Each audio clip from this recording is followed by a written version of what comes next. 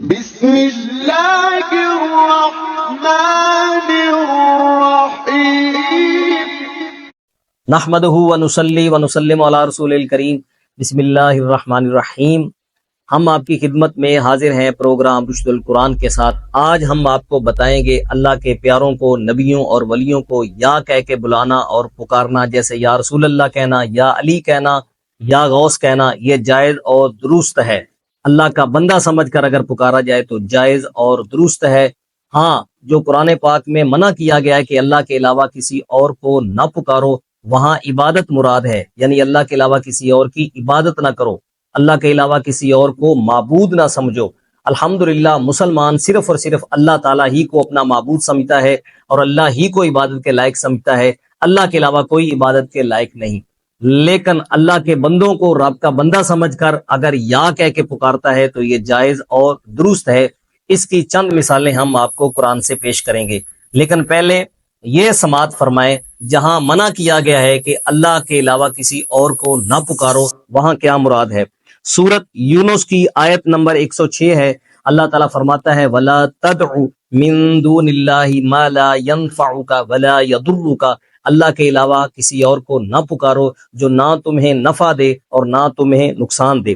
اسی طرح سورت فاطر کی آیت نمبر 13 ہے وَالَّذِينَ تَدْعُونَ مِن دُونِهِ مَا يَمْلِكُونَ مِن قِطْمِيرٍ، وہ لوگ جو اللہ کے علاوہ جو تم جس کو پکارتے ہو وہ چھلکے کے بھی مالک نہیں۔ یہاں بھی پکارنے سے مراد عبادت کرنا ہے، یعنی اللہ کے علاوہ کسی اور کی عبادت کرنے والے جو ہیں وہ جن کی عبادت کرتے ہیں یعنی بتوں کی، وہ چھلکے کے مالک نہیں۔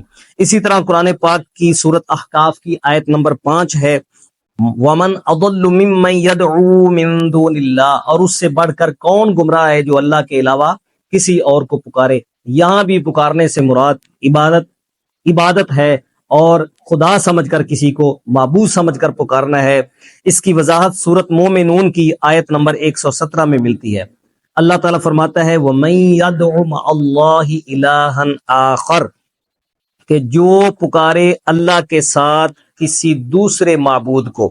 اس آیت کریمہ میں واضح طور پہ یہ فرمایا گیا کہ اللہ کے علاوہ کسی دوسرے کو معبود سمجھ کر پکارنا، یعنی معبود پکارنا یہ منع ہے۔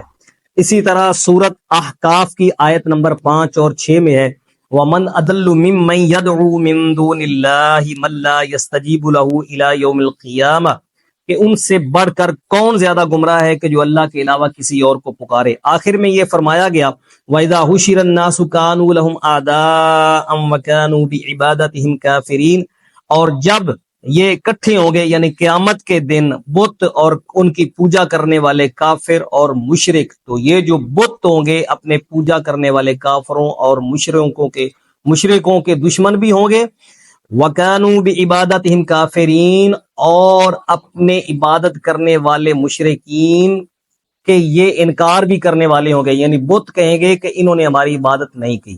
معلوم ہوا کہ اللہ تعالیٰ کے علاوہ جو کسی اور کو پکارنے سے منع کیا گیا ہے وہاں عبادت مراد ہے، یعنی اللہ کے علاوہ کسی اور کی عبادت نہ کرو، اللہ کے علاوہ کسی اور کو معبود نہ سمجھو۔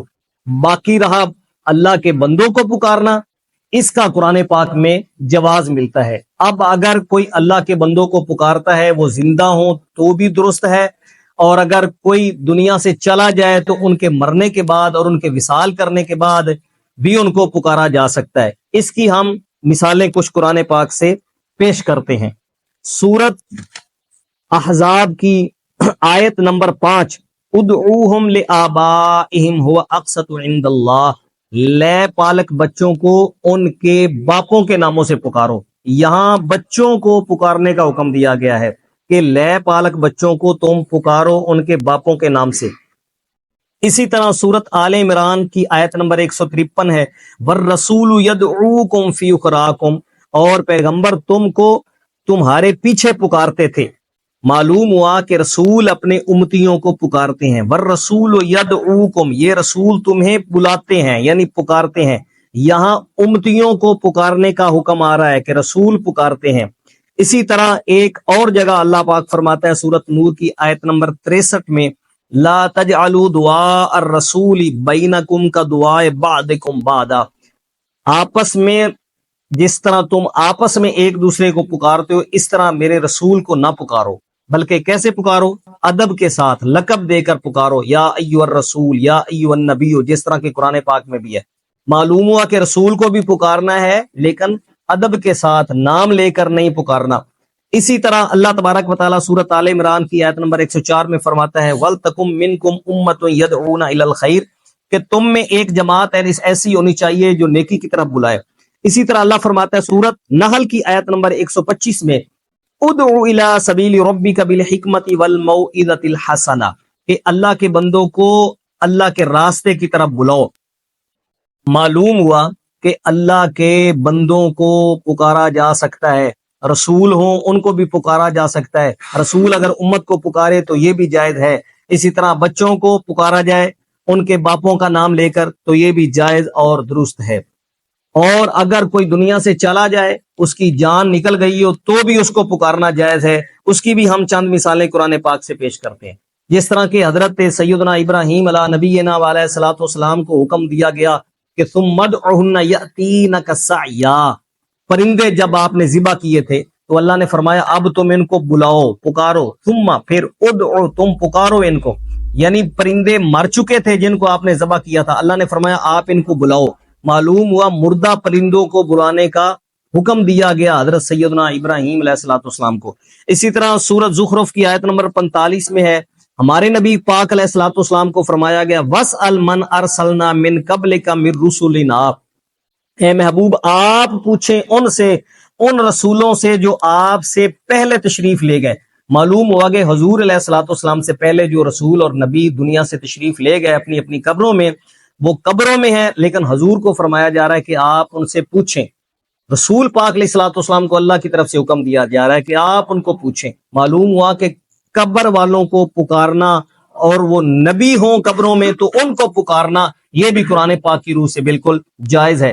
اسی طرح کافر اگر مر جائیں تو کافروں کو پکارنے کا بھی قرآن پاک میں ثبوت ملتا ہے۔ اللہ تعالیٰ کے پیارے نبی حضرت صالح علیہ الصلوۃ والسلام اور حضرت شعیب علیہ الصلوۃ والسلام کے بارے میں موجود ہے۔ جب حضرت صالح علیہ الصلوۃ والسلام کی قوم ہلاک ہو گئی تھی، سورۃ اعراف کی آیت نمبر 78 اور 79 فَأَخَذَتْهُمُ الرَّجْفَةُ فَأَصْبَحُوا فِي دَارِهِمْ جَاثِمِينَ فَتَوَلَّىٰ عَنْهُمْ وَقَالَ يَا قَوْمِ لَقَدْ أَبْلَغْتُكُمْ رِسَالَةَ رَبِّي۔ حضرت صالح علیہ الصلوۃ والسلام نے کہا تھا اے میری قوم میں نے تمہیں اپنا پیغام پہنچا دیا۔ اسی طرح حضرت شعیب علیہ الصلوۃ والسلام کے بارے میں منقول ہے سورۃ اعراف کی آیت نمبر 93 فَتَوَلَّىٰ عَنْهُمْ وَقَالَ يَا قَوْمِ لَقَدْ أَبْلَغْتُكُمْ رِسَالَةَ رَبِّي۔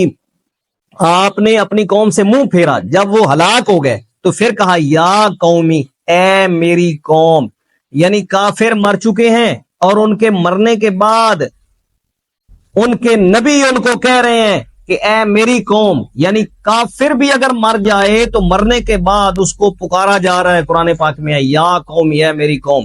اگر ایک کافر مر جائے تو مرنے کے بعد اس کی قبر پر یا جہاں وہ مرا ہوا ہے اس کو پکارا جا رہا ہے، تو پھر اللہ کے جو پیارے ہیں، اللہ کے جو محبوب بندے ہیں، ان کو پکارنا کیسے ناجائز ہو سکتا ہے؟ آخر پر ایک مثال سنیے، جس وقت ابو جہل نے پیارے آقا علیہ الصلوۃ والسلام کو تنگ کیا تو اللہ تبارک و تعالیٰ نے فرمایا فَلْيَدْعُ نَادِيَ سَنَدْعُ الزَّبَانِيَ، اسے چاہیے کہ یہ اپنی فوج بلائے سپاہی اور ہم اپنے فرشتوں کو بلائیں گے۔ فَلْيَدْعُ، ابو جہل بلائے اپنے سپاہیوں کو، سَنَدْعُ الزَّبَانِيَ، تو ہم بلائیں گے اپنے فرشتوں کو۔ اللہ فرماتے ہیں ہم بلائیں گے۔ معلوم ہوا کہ اللہ کے بندوں کو پکارا جائے رب کا بندہ سمجھ کر یا کے ساتھ، یہ جائز اور درست ہے۔ ہاں جو قرآن پاک میں منع کیا گیا ہے کہ اللہ کے علاوہ کسی اور کو نہ بلاؤ نہ پکارو، وہاں عبادت مراد ہے، یعنی اللہ کے علاوہ کسی اور کی عبادت نہ کرو، اللہ کے علاوہ کسی اور کو معبود نہ سمجھو۔ الحمدللہ مسلمان اپنے پیارے نبی علیہ الصلوۃ والسلام کو رب کا بندہ اور پیارا سمجھ کر پکارتے ہیں۔ اللہ تعالی ہمیں سمجھنے کی توفیق عطا فرمائے۔